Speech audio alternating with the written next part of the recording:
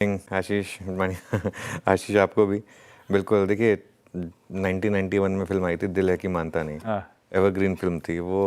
अब पूजा भट्ट। हाँ, पूजा भट्ट वाली और आमिर खान वाली। और यहाँ पे वो तरबूजे का बीज। हाँ, तो अभी ये आप डोनाल्ड ट्रंप के लिए कह सकते हैं कि ट्रंप है कि मानता नहीं। और सवाल यही है कि आखिर दिक्कत क्या है। मतलब एक समझ में आया कि भाई साहब दिक्कत क्या है।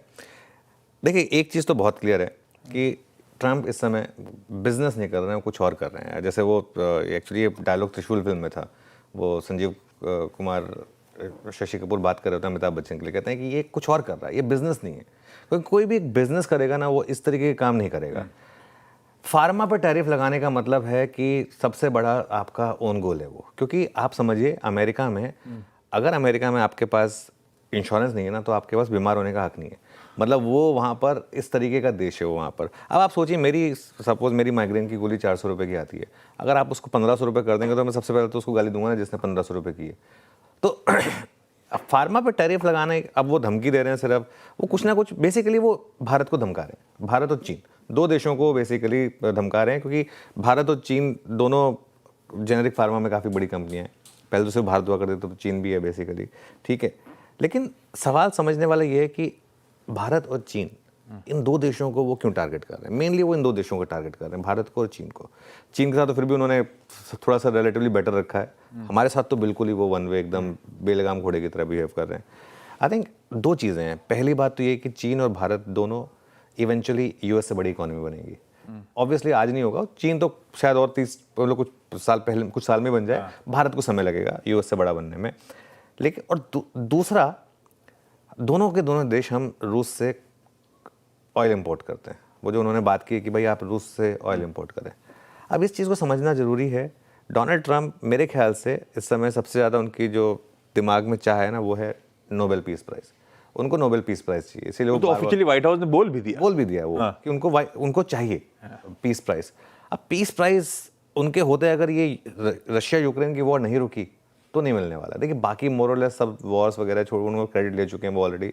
तो वो रशिया यूक्रेन वॉर, इसका खत्म होना ज़रूरी है। और उनकी ये फीलिंग है कि चाइना और इंडिया उसको सपोर्ट नहीं कर रहे हैं, क्योंकि आप रशिया से ऑयल खरीदते हैं तो रशिया के पास एक एम्यूनेशन होता है। रशिया की इकोनॉमी ऑयल पे काफ़ी डिपेंडेंट है। अगर आप ऑयल रशिया से नहीं खरीदेंगे तो फिर वो रशिया की इकोनॉमी बैठ जाएगी, तो अपने आप उनको उस पर आना पड़ेगा। ये इवेंचुअली सारा का सारा गेम इस चीज़ का है, इस पीस प्राइस का है। ये यहाँ पे जो हो रहा है देखिए अब तक उनको यूक्रेन की चिंता क्यों नहीं थी, अभी एकदम से क्या हुआ।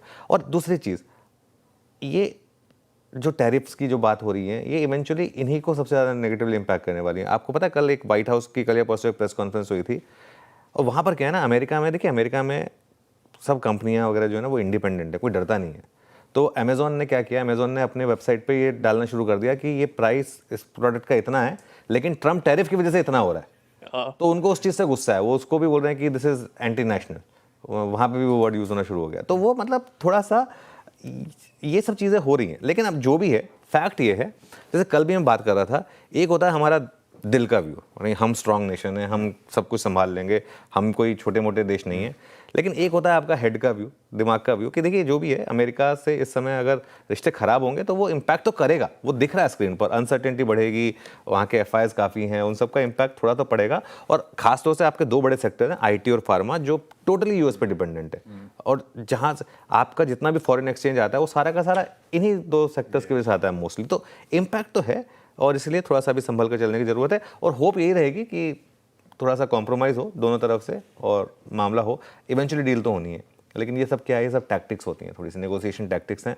इस समय दोनों नेगोशिएट कर रहे हैं और इस वजह से खामियाजा जो है मार्केट को भुगतना पड़ेगा। ये पीस प्राइस का इतना लालच क्यों? खुद यूएस प्रेसिडेंट हैं तो काफी नहीं है क्या?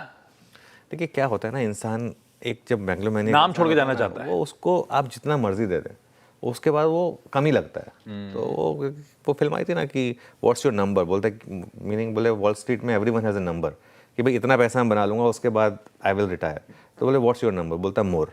वो एक बार आपको कुछ मिल जाए ना उसके बाद मोर, वो पीस पर भी नहीं रुकने वाले हो, तो कुछ और चाहिए होगा उसके बाद। एक अच्छी चीज़ हुई है, लेकिन 2028 में वो पहले बात हो रही थी कि वो 2028 में के लिए भी कोई ना कोई लूप होल ढूंढ लेंगे। अमेरिका में नियम है कि एक प्रेसिडेंट 2 बार से ज़्यादा प्रेसिडेंट नहीं बन सकता।